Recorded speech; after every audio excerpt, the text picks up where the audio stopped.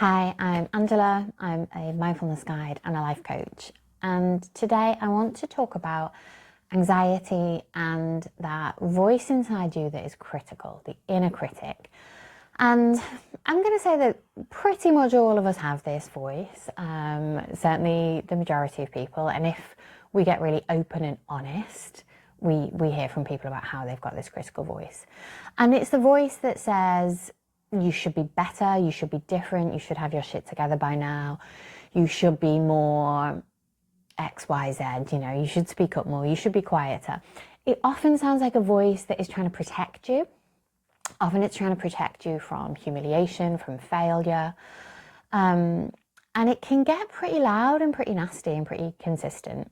So anything that's really starting with a should, or is trying to kind of curb you in some way, contain you in some way, is likely to be some sort of voice of an inner critic. And you might be aware of this voice and be able to notice it and go, oh yeah, well, that's my inner critic. Or this might be the first time that you realize that that is a voice in your head. Because for many of us, until we become aware of the thoughts that we're thinking, we're just in that thought, and it is truth. It seems like truth. It seems like that voice that says you should be X, Y, Z is just a declaration of truth. And here's the thing, it is not the truth. It is not the truth. It is a kind of conglomeration of messages that you've picked up along the way.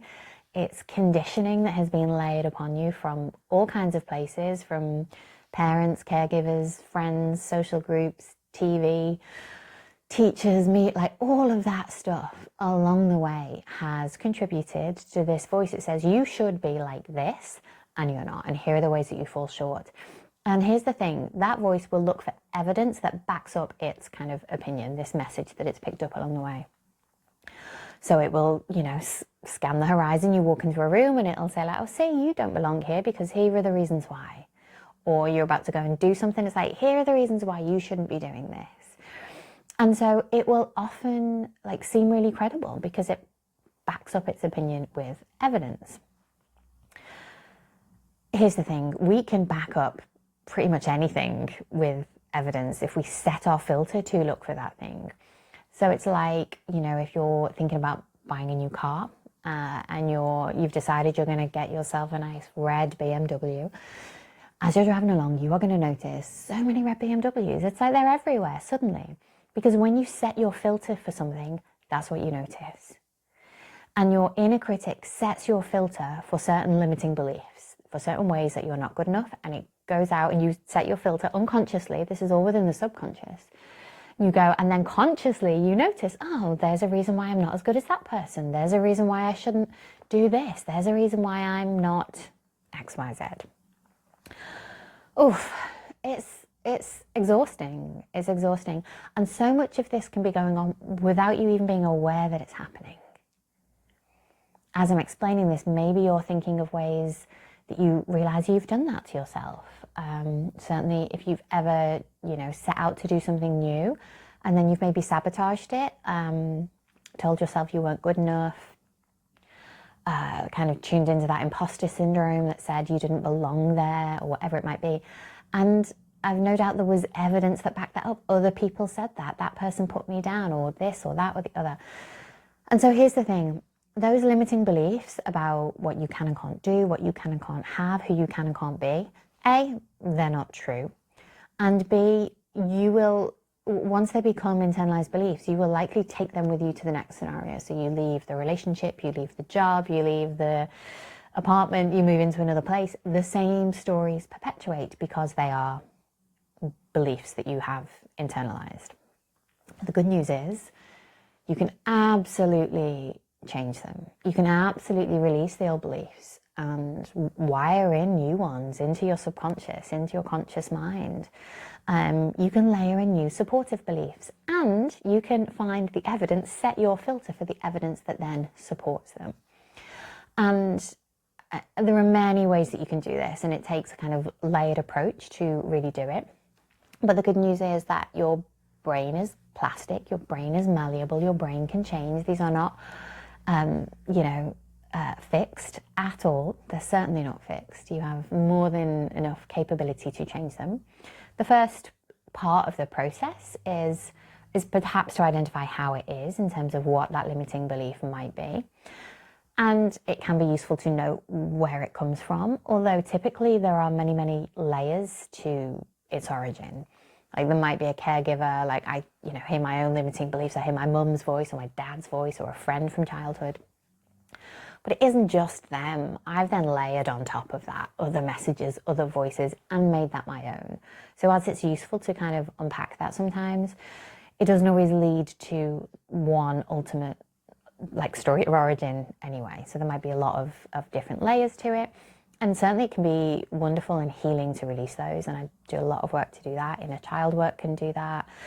Family constellations, lots of beautiful processes that can help kind of put those in their right place and emerge from that with that sense of forgiveness and love and acceptance and compassion.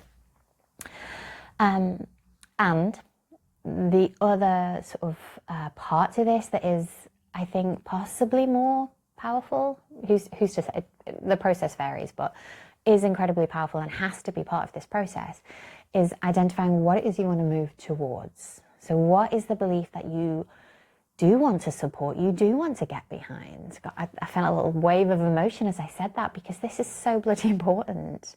Like, for you to believe in yourself and to know and trust that you deserve what you want is everything.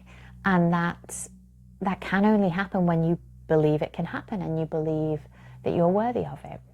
And so it might be a supportive belief, could be something like, I deserve happiness, I am knowledgeable and capable, I am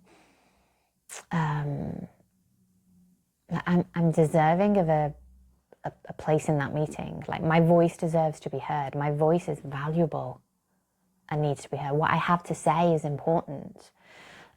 So they can be kind of like, all of those beliefs could lead to the same kind of support, the same desired outcome, be it a new job or a recognition in a relationship or whatever it might be that you would like to be different in actuality, the thing that you want to see different in your life. There can be a lot of supportive beliefs that help that along the way. But the thing that I really wanted to talk about today, in amongst all of this, is this one piece that I think is often missed, and that is the collecting of evidence.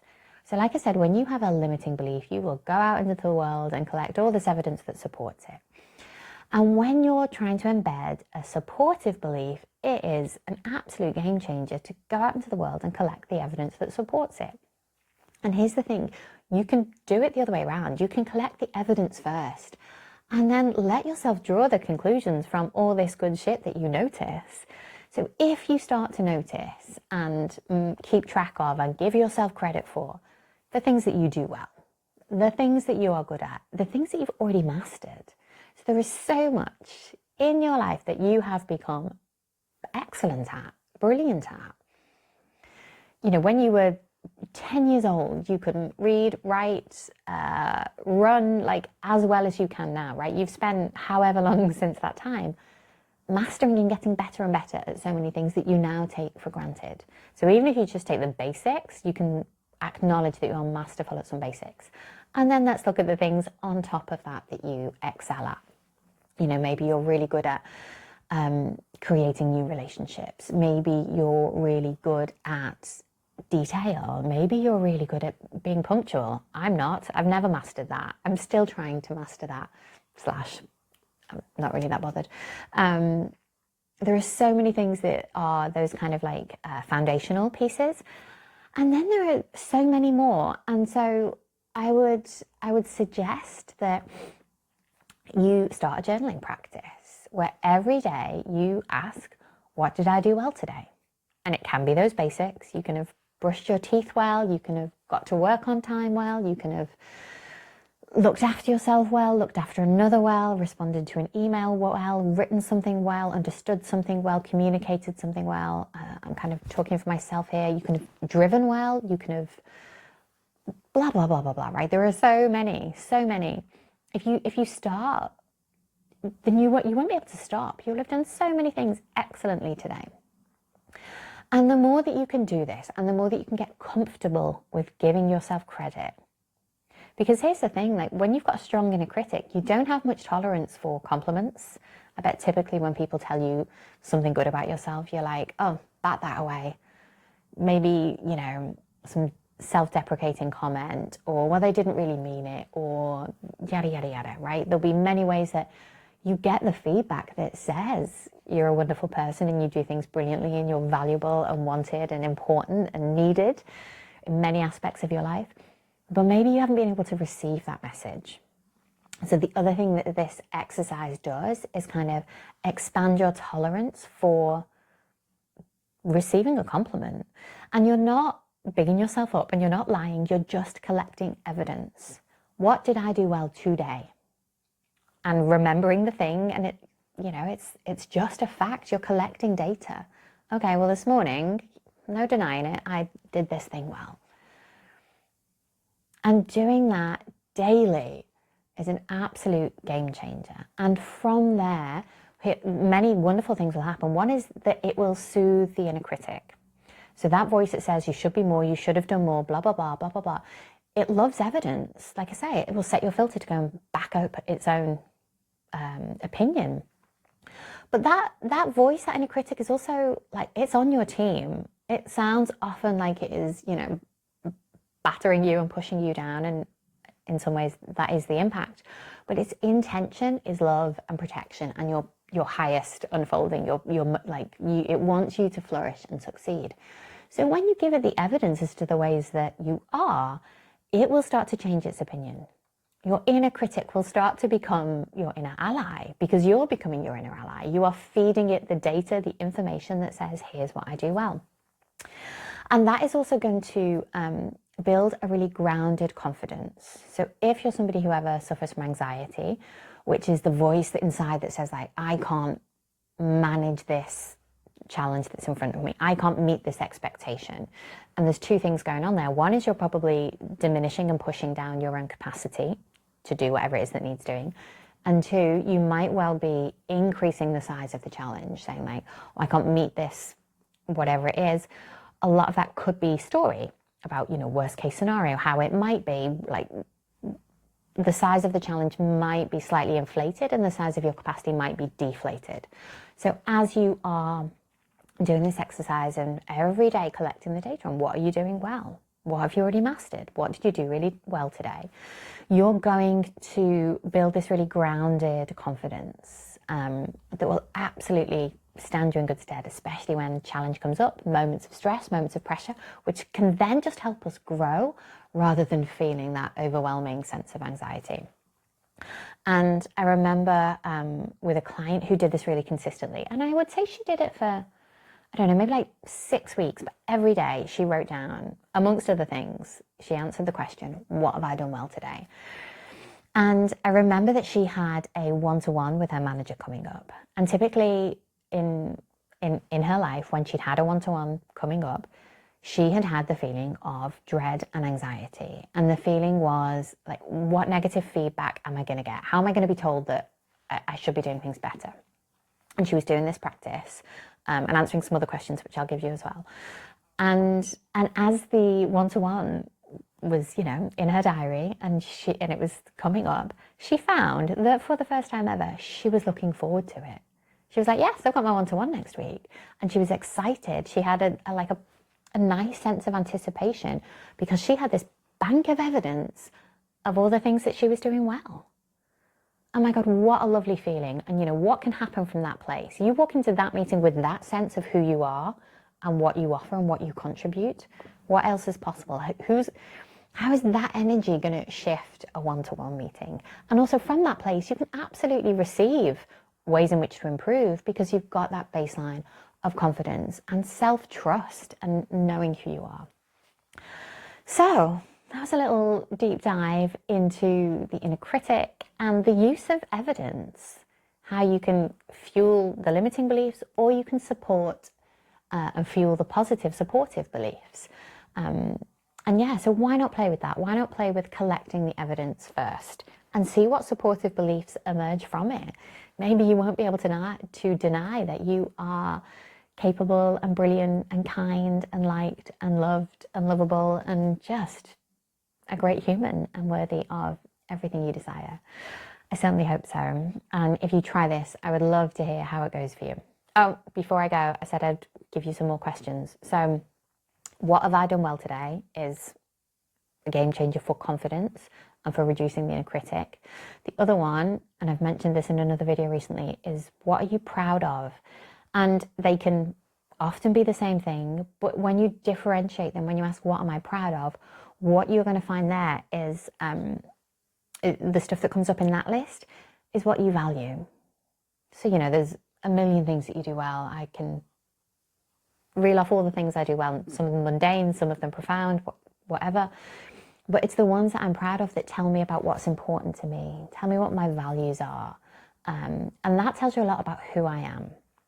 And the same is going to happen for you. So when you start to get really familiar and comfortable with what makes you proud every day, big or small, you know, getting out of bed on time, you know, tells you that you're proud that you've valued the day, or that you've valued your life today, or that whatever it might be.